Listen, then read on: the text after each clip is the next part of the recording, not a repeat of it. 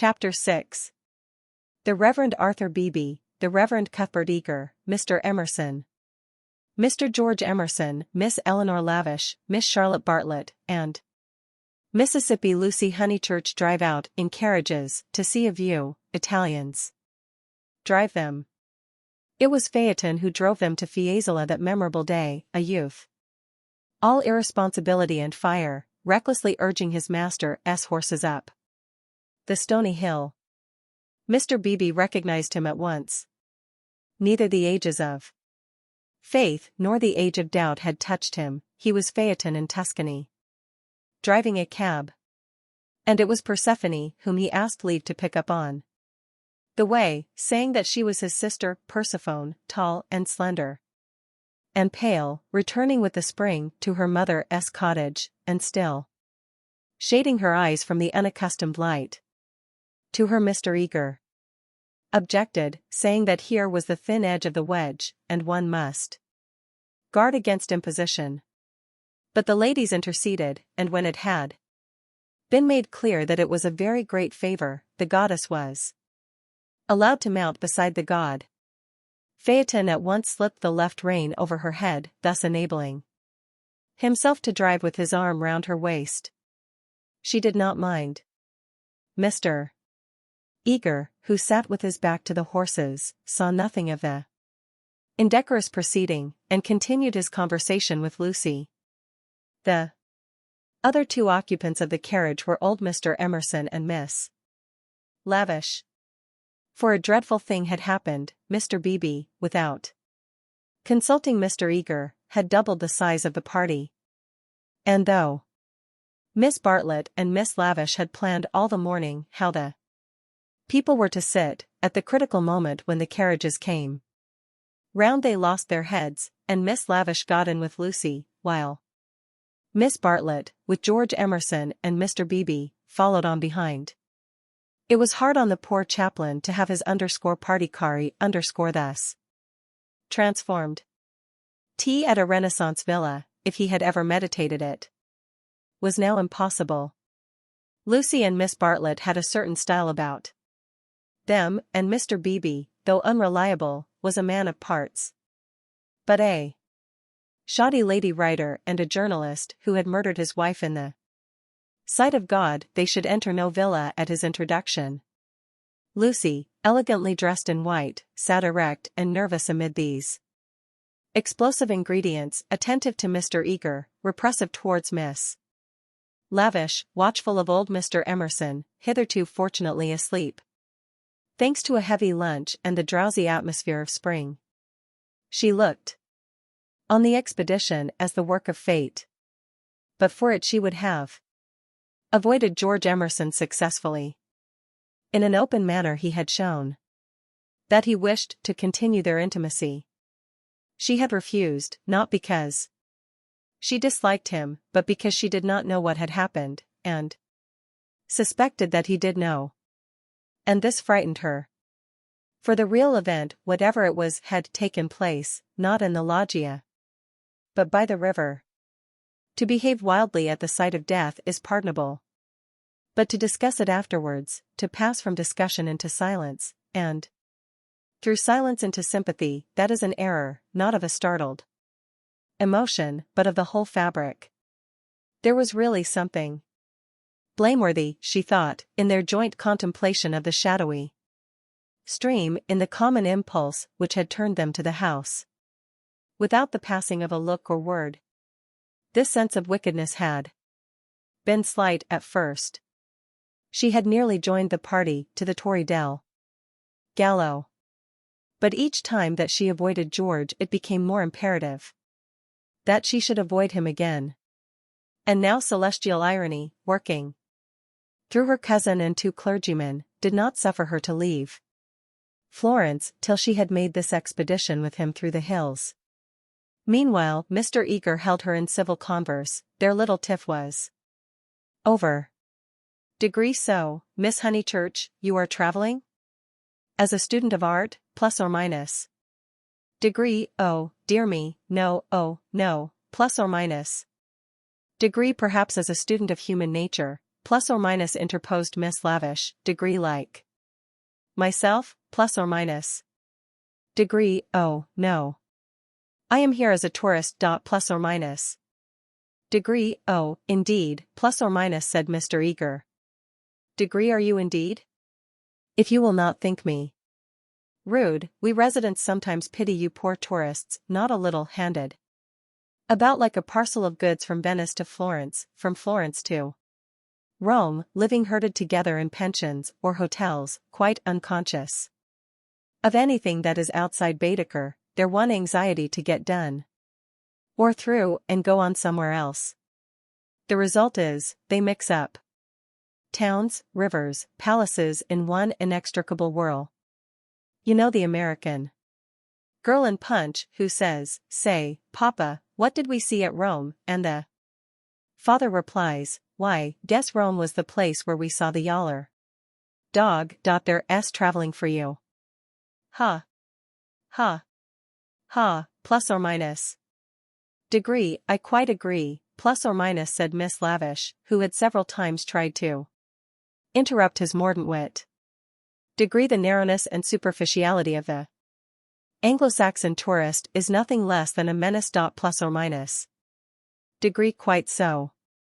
Now, the English colony at Florence, Miss Honeychurch, and it is of considerable size, though, of course, not all equally. A few are here for trade, for example. But the greater part are students. Lady Helen Laverstock is at present busy over Fra Angelico. I mention her name because we are passing her villa on the left. No, you can only see it if you stand. No, do not stand, you will fall. She is very proud of that thick hedge. Inside, perfect seclusion. One might have gone back 600 years. Some critics believe that her garden was the scene of the Decameron, which lends it an additional interest, does it not, plus or minus? Degree, it does indeed, plus or minus, cried Miss Lavish. Degree, tell me, where do they place the scene of that wonderful seventh day, plus or minus? But Mr. Eager proceeded to tell Miss Honeychurch that on the right lived Mr. Someone Something, an American of the best type, so rare, and that the somebody else's were farther down the hill. Degree, doubtless you know her monographs in the series of medieval byways? He is working at Gemistus, Pletho. Sometimes as I take tea in their beautiful grounds I hear, over the wall, the electric tram squealing up the new road with its loads of hot, dusty, unintelligent tourists who are going to do Fiesole in an hour in order that they may say they have been there, and I think how little they think what lies so near them. Plus or minus. During this speech, the two figures on the box were sporting with each other disgracefully. Lucy had a spasm of envy. Granted that they wished to misbehave, it was pleasant for them to be able to do so. They were probably the only people enjoying the expedition. The carriage swept with agonizing jolts up through the piazza of Fiesole and into the Settignano road. Degree, piano. Piano, plus or minus, said Mr. Eager, elegantly waving his hand over his head. Degree, va bene, signore, va bene, plus or minus, crooned the driver, and whipped his horses up again. Now Mr. Eager and Miss Lavish began to talk against each other on the subject of Alessio Baldovinetti. Was he a cause of the Renaissance, or was he one of its manifestations? The other carriage was left behind. As the pace increased to a gallop, the large, slumbering form of Mr. Emerson was thrown against the chaplain with the regularity of a machine. Degree, piano. Piano, plus or minus, said he, with a martyred look at Lucy. An extra lurch made him turn angrily in his seat. Phaeton, who for some time had been endeavoring to kiss Persephone, had just succeeded. A little scene ensued, which, as Miss Bartlett said afterwards, was most unpleasant. The horses were stopped, the lovers were ordered to Disentangle themselves, the boy was to lose his pourboire the girl was immediately to get down. Degree she is my sister, plus or minus, said he, turning round on them with piteous eyes. Mr. Eager took the trouble to tell him that he was a liar. Phaeton hung down his head, not at the matter of the accusation, but at its manner. At this point Mr. Emerson, whom the shock of stopping had awoke, declared that the lovers must on no account be separated, and patted them on the back to signify his approval. And Miss Lavish, though unwilling to ally him, felt bound to support the cause of Bohemianism. Degree most certainly I would let them be, plus or minus, she cried. Degree, but I dare say I shall receive scant support. I have always flown in the face of the conventions all my life. This is what I call an adventure, plus or minus. Degree, we must not submit, plus or minus, said Mr. Eager. Degree, I knew he was trying it on. He is treating us as if we were a party of Cook's tourists, plus or minus. Degree, surely no, plus or minus, said Miss Lavish, her ardor visibly decreasing. The other carriage had drawn up behind, and sensible Mr. Beebe called out that after this warning the couple would be sure to behave themselves properly. Degree, leave them alone, plus or minus, Mr. Emerson begged the chaplain, of whom he stood in no awe. Degree, do we find happiness so often that we should turn it off the box when it happens to sit there? To be driven by lovers a king might envy us, and if we part them it's more like sacrilege than anything I know. Plus or minus. Here the voice of Miss Bartlett was heard saying that a crowd had begun to collect. Mr. Eager, who suffered from an overfluent tongue rather than a resolute will, was determined to make himself heard. He addressed the driver again. Italian in the mouth of Italians is a deep-voiced stream, with unexpected cataracts and boulders to preserve it from monotony. In Mr. Eager's mouth it resembled nothing so much as an acid whistling fountain which played ever higher and higher, and quicker, and more shrilly, till abruptly it was turned off with a click. Degree, Signorina, plus or minus, said the man to Lucy, when the display had ceased. Why should he appeal to Lucy? Degree, Signorina, plus or minus, echoed Persephone in her glorious contralto. She pointed at the other carriage. Why? For a moment the two girls looked at each other. Then Persephone got down from the box. Degree, victory at last, plus or minus, said Mr. Eager, smiting his hands together as the carriages started again. Degree, it is not victory, plus or minus, said Mr. Emerson. Degree, it is defeat. You have parted two people who were happy. Plus or minus. Mr. Eager shut his eyes. He was obliged to sit next to Mr. Emerson, but he would not speak to him. The old man was refreshed by sleep, and took up the matter warmly. He commanded Lucy to agree with him, he shouted for support to his son. Degree, we have tried to buy what cannot be bought with money. He has bargained to drive us, and he is doing it. We have no rights over his soul. Plus or minus. Miss Lavish frowned. It is hard when a person you have classed as typically British speaks out of his character. Degree, he was not driving us well, plus or minus, she said. Degree, he jolted us. Plus or minus. Degree, that I deny. It was as restful as sleeping. Aha! He is jolting us now. Can you wonder? He would like to throw us out, and most certainly he is justified. And if I were superstitious, I'd be frightened of the girl, too. It doesn't do to injure young people. Have you ever heard of Lorenzo de Medici, plus or minus? Miss Lavish bristled. Degree, most certainly I have. Do you refer to Lorenzo il Magnifico, or to Lorenzo, Duke of Urbino, or to Lorenzo surnamed Lorenzino on account of His diminutive stature, plus or minus. Degree the Lord knows. Possibly he does know, for I refer to Lorenzo the poet. He wrote a line, so I heard yesterday, which runs like this, Don T. Go fighting against the spring. Plus or minus. Mr. Eager could not resist the opportunity for erudition. Degree non fate guerra al maggio, plus or minus, he murmured. Degree war not with the May wood. Render a correct meaning. Plus or minus. Degree the point is, we have warred with it. Look. Plus or minus, he pointed to the Val di Arno, which was visible far below them, through the budding trees. Degree 50 miles of spring, and we come up to admire them. Do you? Suppose there's any difference between spring in nature and spring in man? But there we go, praising the one and condemning the other as improper, ashamed that the same laws work eternally through both. Plus or minus. No one encouraged him to talk. Presently Mr. Eager gave a signal for the carriages to stop and marshaled the party for their ramble on the hill.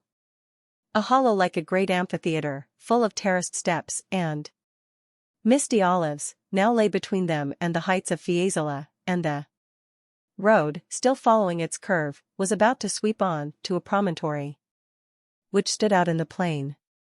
It was this promontory, uncultivated, wet, covered with bushes and occasional trees, which had caught the fancy of Alessio Baldovinetti nearly 500 years before. He had ascended it, that diligent and rather obscure master, possibly with an eye to business, possibly for the joy of ascending.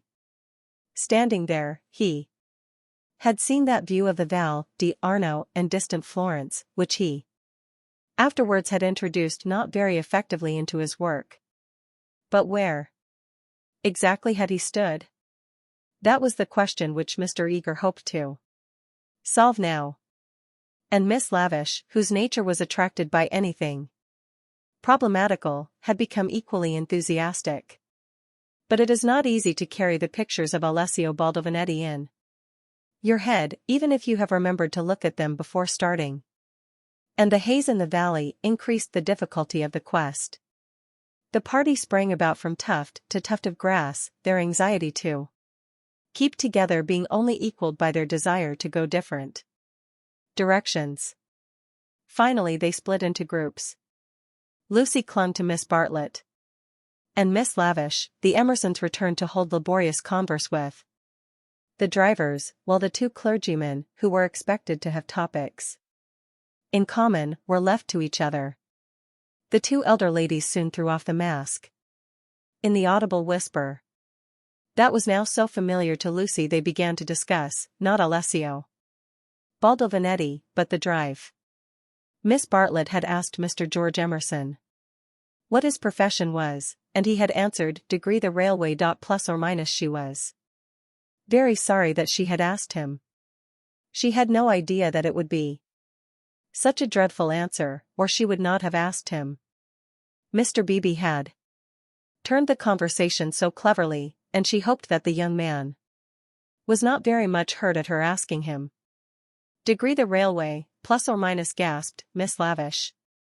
Degree, oh, but I shall die. Of course it was the railway, plus or minus, she could not control her mirth. Degree he is the image of a porter on the southeastern. Plus or minus. Degree Eleanor, be quiet, plus or minus, plucking at her vivacious companion. Degree hush. They hear the Emersons, plus or minus. Degree I can stop. Let me go my wicked way. A porter, plus or minus. Degree Eleanor, plus or minus.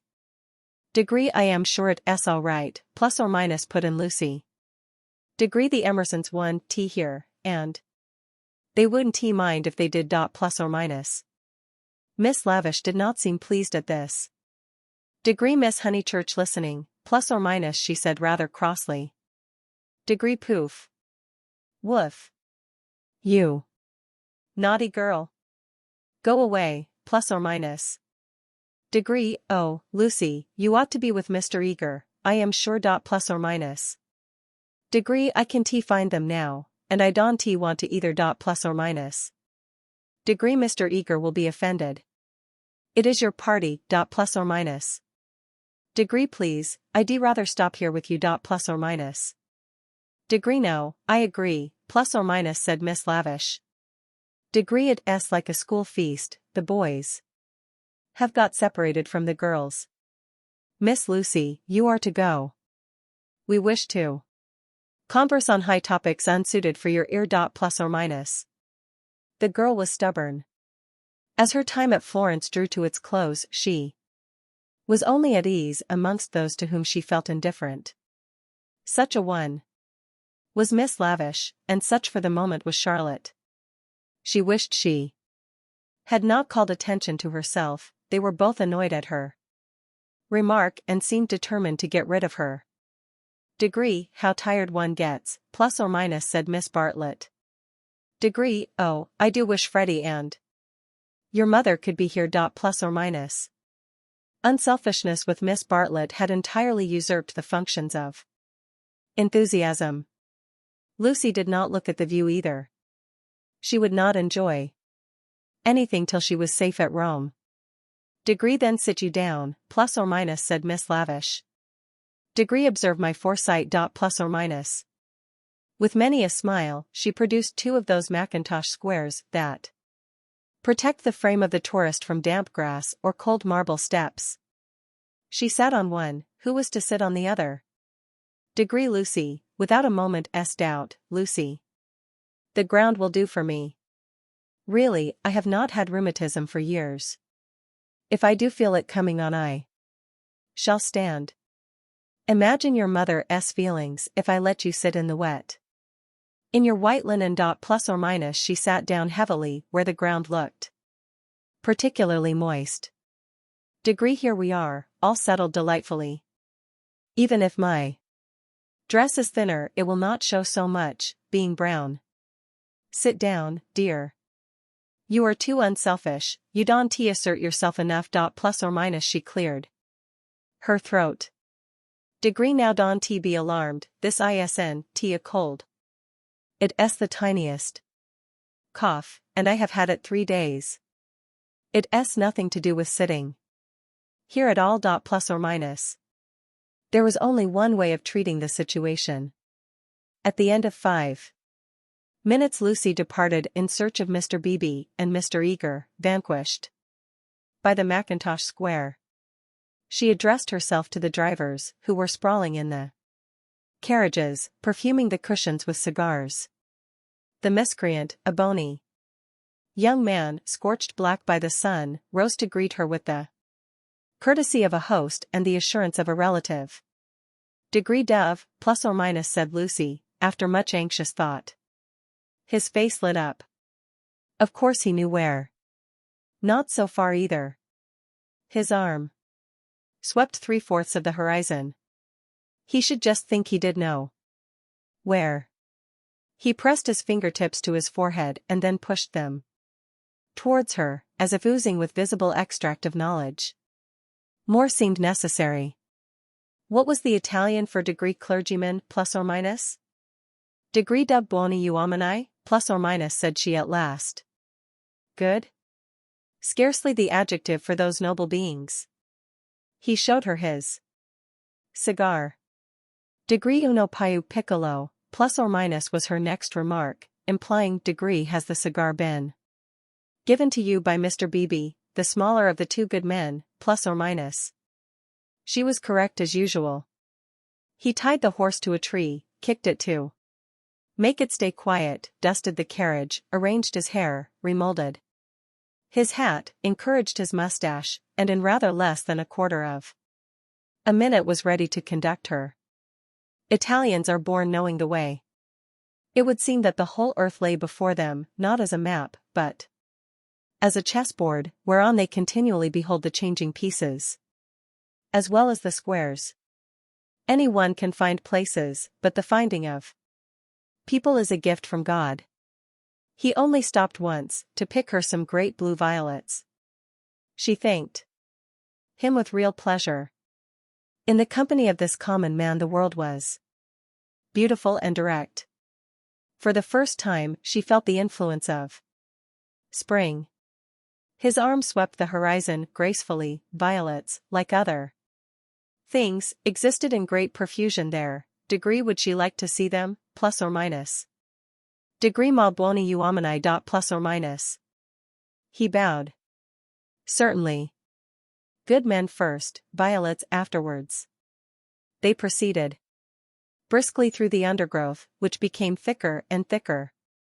They were nearing the edge of the promontory, and the view was stealing round them, but the brown network of the bushes shattered it into countless pieces.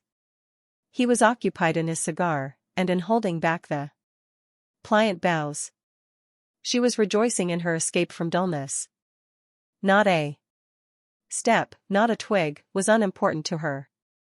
Degree, what is that, plus or minus?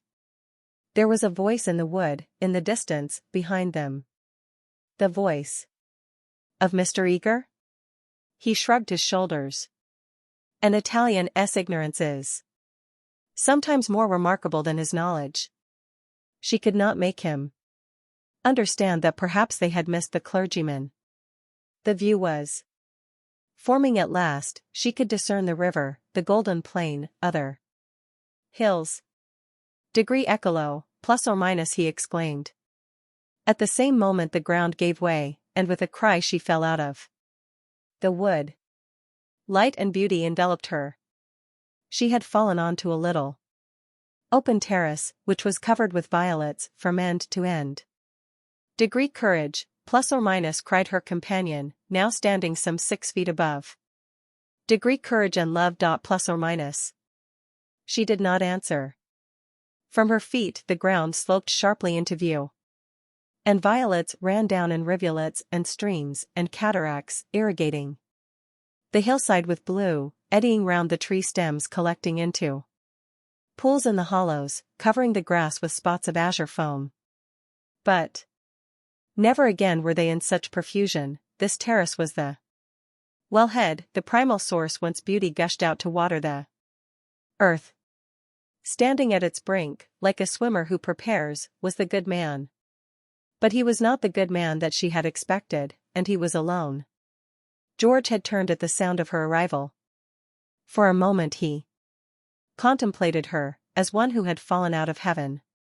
He saw radiant joy in her face, he saw the flowers beat against her dress in blue waves. The bushes above them closed. He stepped quickly forward and kissed her. Before she could speak, almost before she could feel, a voice called. Degree Lucy.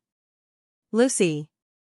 Lucy, plus or minus. The silence of life had been broken by Miss Bartlett, who stood brown against the view.